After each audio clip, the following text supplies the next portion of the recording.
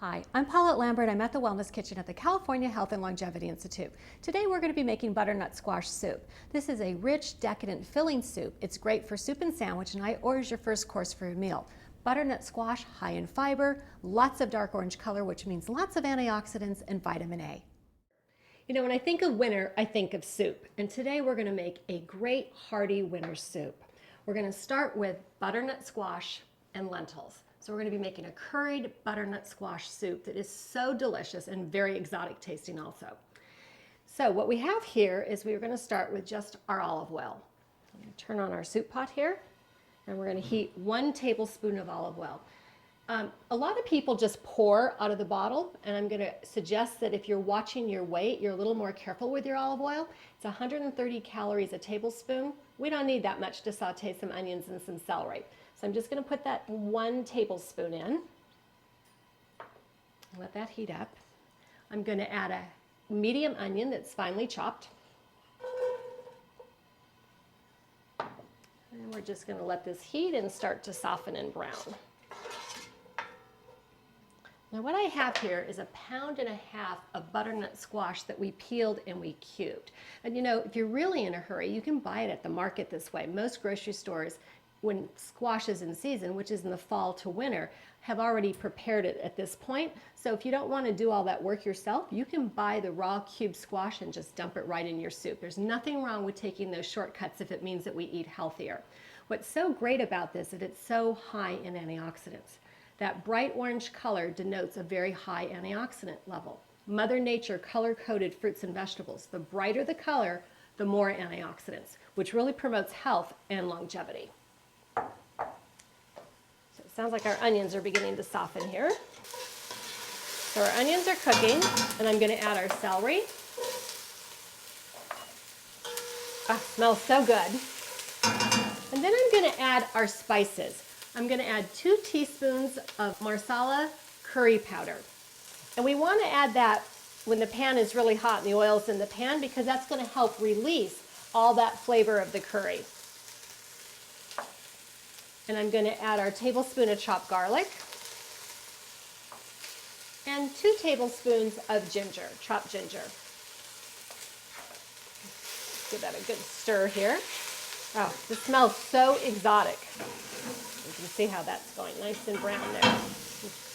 Now, because I didn't use much oil, it looks like it's getting pretty dry in here, and I want to soften this a little bit more. So I'm just going to get a little tablespoon of water and add to that to add moisture back to the pan, not more oil. That's a hint when you saute things. When you limit the oil, you may want to add back a tablespoon of water at some point, because that'll help moisten things and steam it the rest of the way, and then we can continue cooking without adding all those extra calories.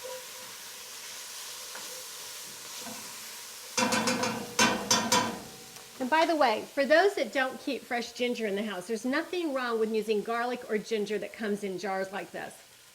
It smells so good, and this can stay in your refrigerator up to 3 months, and it's already chopped. And I don't think any of us are going to tell whether we use fresh garlic and ginger or we used it in the jar in our soup. So again, if convenience and time is an issue for you, use the pre-chopped garlic ginger. Use the butternut squash that's already cubed. It'll make this a lot easier and a lot faster.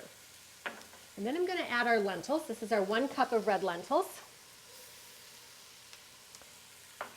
And then I'm going to add a quart of reduced sodium, fat-free chicken broth. And you can use vegetable broth as well.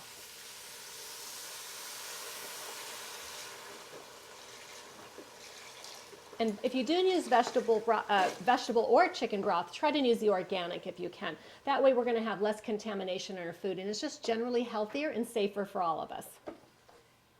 And then we're going to add a quart of water.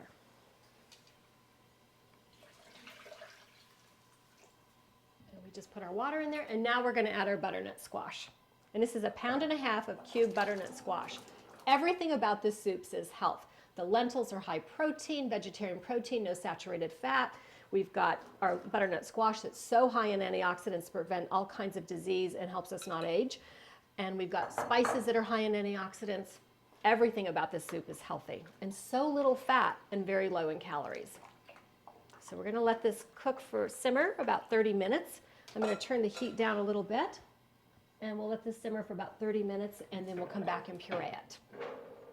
And I'm going to put the lid on it just to let a little steam escape here. And you might want to come by and stir it every once in a while to make sure it's not getting too dry. If it looks like you're losing too much liquid and it's not done, just add another couple cups of water to it and stir it, and then let it finish cooking. I think our soup's just about ready. Let's take a look. Oh, nice bubbling soup here. Oh, it smells so good. Okay, yeah, that looks like it's tender. Yep, our lentils are nice and soft. I'm going to turn that off. Now you want to be very careful with hot liquid. This soup can be eaten as is, which is fine. You can puree the whole thing and have it creamy, or you can puree half of it and still have some chunky. And that's what I'm going to do today. I'm going to just puree half of this so I still have some texture of the butternut squash and lentils in the soup. So I'm going to move my hot soup pot over here to my blender. Now, if you have an immersion blender, the kind that just go in here like this, that's great. But many of us don't have that, so I'm going to show you how to safely puree soup in a blender. So I've got my bowl here and my blender. I'm going to fill this up only halfway.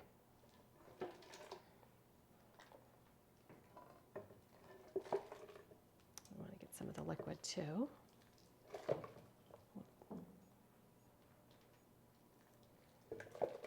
It's going to be a beautiful color. Put this on the blender, lid on.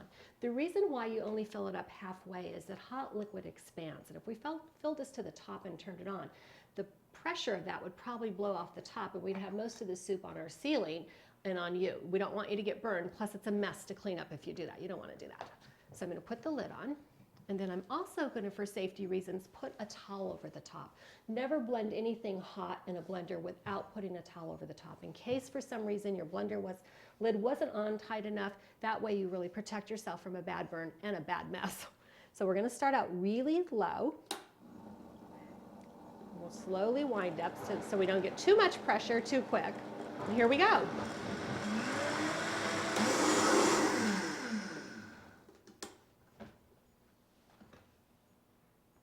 Well, I can dump this right back in here since this is all going to get blended. So I've got our pureed soup mixed in with some of our soup that was not pureed, so we get it halfway done, and that way we've got texture in it still, but a really nice creamy consistency. Oh, it's so beautiful. I'll show you the color. Let's put this back on the stove. You can see this gorgeous, gorgeous orange color. Beautiful. And then to finish that soup, we're going to add a little bit of lemon juice to give it a real fresh taste. About 2 tablespoons, which is 1 whole lemon.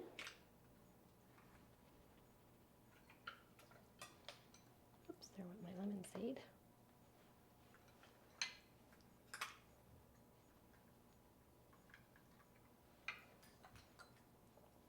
Give it a stir. And then I'm going to add some salt. Now, really important when you make homemade soup, not to add a lot of salt in the beginning because you don't know how much it's going to cook down and it concentrates the sodium flavor. So we don't want too much salt because if you put too much in the beginning, you're kind of stuck with it. So what I'm going to suggest you do is taste your soup at the end right before serving. Very good, but does need some salt. And I'm going to just add that teaspoon of salt and a half a teaspoon of pepper. And then I'm going to stir it up and then I'm going to taste again. Add slowly because once you get too much in there and it's too salty, you can't do much about it. So you really, really want to go slow. Beautiful.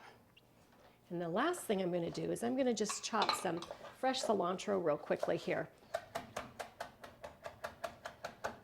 By the way, herbs have as many antioxidants, or actually more antioxidants than any fruit or vegetable. So anytime you use fresh herbs in cooking, you're adding even more antioxidants to the dish. As I said, everything about this soup is health. Okay, I think we're ready to serve our soup. Now, I serve this soup as a vegetarian entree because of the lentils are vegetarian protein. You don't need to serve this with chicken, fish, or meat. The lentils are your vegetarian protein. No saturated fat, high in fiber, high in calcium and iron. Again, very, very healthy, but wonderful tasting. That gorgeous color. A serving for women is about 2 cups. A serving for men, about 2.5 cups. And that's a serving that would give us plenty of protein, plenty of calories, and keep us all in good shape. And then we're just going to put a little cilantro on top. And that is our beautiful butternut curried squash soup. I'm going to have to taste this soup. It's nice, steamy hot, so hearty on a winter day.